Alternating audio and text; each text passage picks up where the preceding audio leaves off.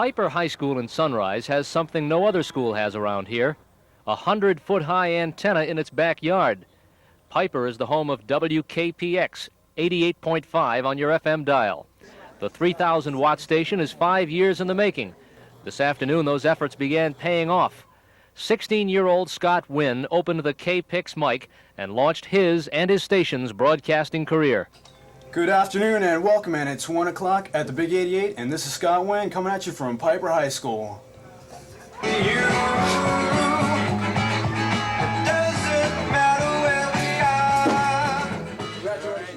The first song was Beginnings.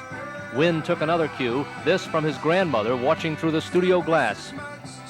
WKPX is not yet officially licensed by the government, but until it is, the station can broadcast part-time. Once WKPX gets going, Piper students will be spinning records and reading news from 6 in the morning until midnight, 7 days a week. This is one place where no one will complain about staying after school.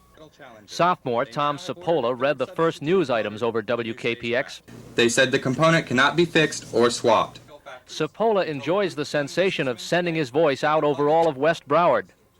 Well, basically, being in radio, it's self-satisfaction. You know, when you get on the air and you do a good job and you get off, you really feel proud of yourself. You know, I did it. Broadcasting teacher Sheldon Shores is the driving force behind this news station.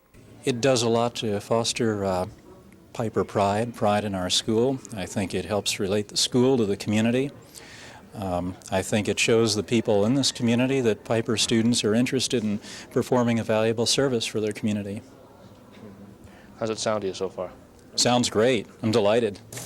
Piper's budget helps pay some of the station's expenses, such as the operation of this news teletype. But most of the major equipment here, the record albums and the tape recorders, were donated by local radio stations.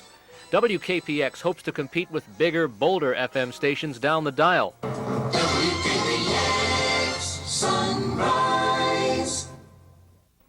These teenage broadcasters hope to draw an audience from other high schools in Broward on the assumption that students will relate to students. In Sunrise, Steve Bosquet, Channel 10 Eyewitness News.